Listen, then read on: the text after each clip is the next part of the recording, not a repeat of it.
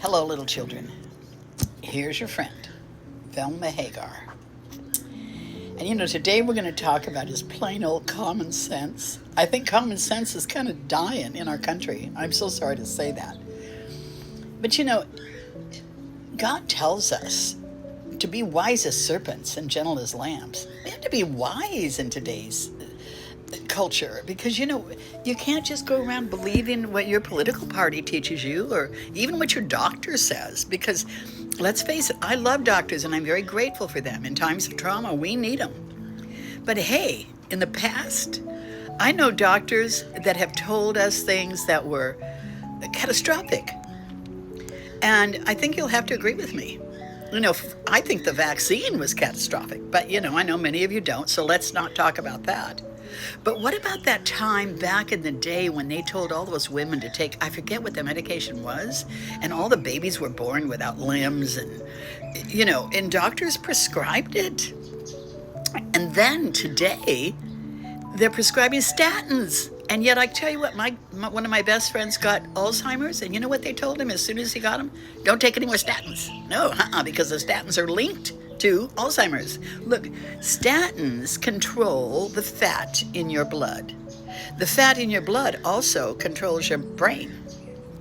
So you're letting a doctor decide how much fat your brain needs. I don't know about you, but I'm 83. They've been telling me my whole life I need to take statins because my cholesterol's high. This girl, she has high cholesterol. She's healthy and happy. So you know what? You got to be careful. My doctor always says, I don't bother telling you because I know you won't take it anyway. I mean, I do take things when it's necessary. I think it's foolish not to. But you know what? Be cautious. Right now, those Dems are out there popping Tylenol like candy just because they think they're getting even with Trump. Duh. This is not common sense. I don't know about you, but I don't always trust what the medical profession tells us. The medical profession has let us down. They put dollars ahead of our health sometimes.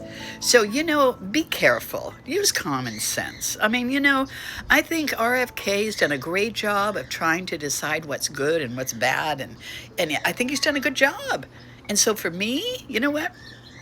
I'm taking Tylenol out of my medicine cabinet. I don't like the thought of it. I remember one time they had this thing that came out about the vanilla that we were buying in Mexico and how it was harmful and even killing people. And I remember my cousin saying, well, I'm drinking it anyway. I went, Mama Mia, that is foolishness. It's stubborn and foolish. When you hear something like that, you don't have to believe every little thing you hear, and especially not today because there's so much crap on there that you don't know when to believe it. But let your spirit guide you. The word says that, you will hear God, and you will hear him in a still, quiet voice. You don't hear a booming voice in your ear, but sometimes you get a little check in your spirit, like, you know what? That sounds right to me. I don't like that. I'm not doing the dyes anymore either. I'm doing a lot of things. We have to take care of ourselves. Autism is up. Listen to this. In the last 10 years, 175%. And it's still rising. In the last 2 years, it's gone up 18%.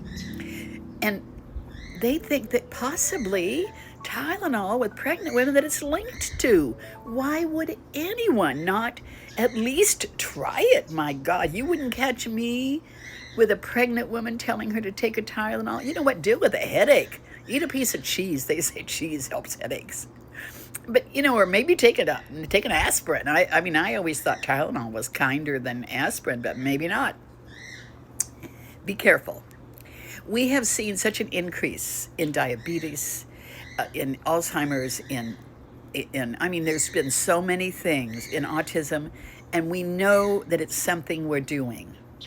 Just pay attention. Be logical. Don't just jump on it because Trump said, oh, let's not do it. That has got to be the dumbest thing I've ever heard. Or because RFK said it, we won't do it. Pay attention. These people are trying, Gosh, the hate out there, hate will never get you anywhere. The way you hate Trump, you don't forgive Trump, that unforgiveness stays in you, and it will eat you alive from the inside out. I don't care who it is you're against. You know, I couldn't stand Obama, but I have to forgive him. I do forgive him. Say it out loud. God knows how you feel inside, but say it out loud. Don't let hate or unforgiveness eat you up. And not only that, look at this coffee I've got here. It's so good. I've got a nice cup of coffee, my afternoon. And look at this. On either side of me, there I have the Guido.